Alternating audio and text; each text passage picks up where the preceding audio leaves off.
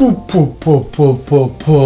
a beaucoup de choses à se dire. Il peut se passer quelques extinctions de dinosaures entre mes vidéos. Aujourd'hui, les planètes, les astéroïdes étaient alignés. Et voilà, j'arrive, je suis là. Que demande le peuple ? Nous avons des choses à vous dire.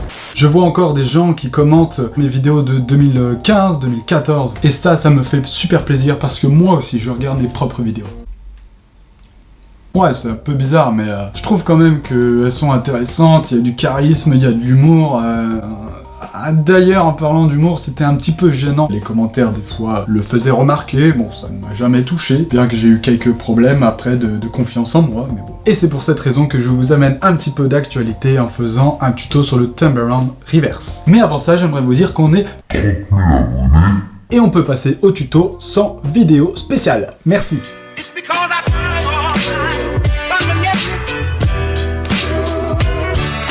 C'est parti pour notre tuto du Timberland Reverse. Si vous êtes ici, c'est que vous savez peut-être déjà faire le Timberland. D'ailleurs, j'espère que vous avez appris cette figure grâce à mon tutoriel dessus. Je vous avais appris comment bien finir la figure, c'est-à-dire comme ceci. Pas en pince de crabe, justement. En fait, c'est un nul. Avec l'index qui bouge, mais avec l'index prêt. C'est-à-dire qui ne bouge pas pendant qu'on fait le tour et qui est un peu recourbé. C'est la première étape pour bien réussir le Timberland Reverse. Alors oui, je sais, on n'est même pas encore en train d'apprendre le Timberland Reverse que on l'apprend. Une machine à voyager dans le temps. Une fois qu'on arrive à garder l'index recourbé et prêt, on va apprendre à donner l'impulsion au crayon pour qu'il fasse le sens inverse. C'est pour ça qu'on l'appelle Timberland Reverse. Si vous aviez compris, vous êtes déjà des champions. Je suis fier de vous et continuez le pen spinning parce que ça amène super loin. Je suis toujours étudiant, mais c'est pas grave. Comment on va faire cette impulsion? Une fois que le crayon a fini de faire son tour et qu'on le réceptionne, on va en fait plier notre index au maximum. Tac. Pour que il fasse ça. Il était déjà un peu replié, hein, rappelez-vous. Si on l'attrape tendu, on va vouloir faire hop, ça, mais ce mouvement est beaucoup trop fort. En pen spinning, on doit souvent y aller mollo, savoir vraiment bien doser, et c'est souvent des petits gestes qui vont tout faire. Si on le lance trop fort, vous avez vu, hein, ça fait ça. Donc si ça vous fait ça, mettez moins de force. Par contre, si ça vous fait pas de tour en entier au moment où vous grattez, c'est sûrement que vous ne faites pas ce mouvement d'index assez fort. Vous pouvez également vous entraîner à le faire, mais sans la pulsion du Timberland. Vous le prenez comme ça, avec une majorité un petit peu à l'extérieur de la main, enfin dans le sens intérieur quand même. En fait, je dis n'importe quoi. Valérie Damido ne m'embaucherait jamais, ça c'est sûr. Non. Ça va être plus facile pour faire le reverse d'avoir une plus grande partie ici, puisqu'on veut un déséquilibre pour qu'il fasse le chemin retour. Le Timberland, je vous avais dit, majorité ici, parce qu'on veut qu'il aille là. Et là, une fois qu'on est là, hop, majorité, c'est assez logique jusque là. J'espère que vous avez suivi.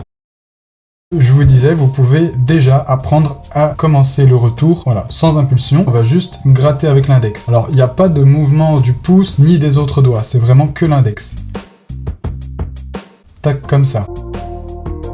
Ensuite, il va falloir que le mode passe bien au-dessus du pouce et se réceptionne avec nos doigts ici. Pour ça, il va falloir un petit peu incliner notre main dans ce sens-là, très légèrement, hein, pour que forcément il tombe vers la table. Parce que si je l'incline du mauvais sens, voilà, il ne va jamais franchir mon pouce. Au début, vous pouvez même vous entraîner à faire le mouvement autour du pouce en arrière. Ah, vous voyez là, il a tourné autour, c'est parce que j'ai peut-être pas assez incliné. Ou alors que j'ai pas assez levé mon pouce pour qu'il tourne autour. Parce que c'est vrai que si mon pouce le met trop en bas, ça va aussi rater. La position du pouce est aussi importante, il est, regardez, légèrement surélevé par rapport à notre index. Donc je disais, vous pouvez vous entraîner simplement à faire le tour sans vouloir forcément rattraper. Comme ça, une fois que vous aurez bien maîtrisé le tour, que ça fait pas plus d'un tour, trop fort, trop pas fort, etc. Là, vous pourrez commencer à le rattraper. Une fois que vous maîtrisez ça, vous pourrez le maîtriser en faisant le Timberland juste avant. Tac, comme ça.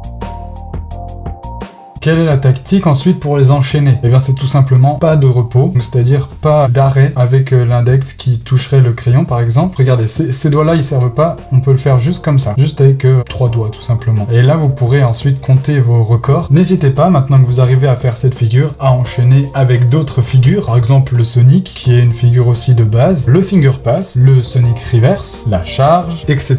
Je vous laisse vous référer à mes tutos, ils ont des numéros qui sont à peu près équivalents au aux difficultés. Ça va être un peu tout pour ce tuto, j'espère qu'il vous aura aidé. Si vous voulez rigoler un petit peu, n'hésitez pas à voir mon ancien tuto sur cette figure. Je vous souhaite bon courage dans l'apprentissage, et puis à bientôt, j'espère, pour une prochaine vidéo. Salut!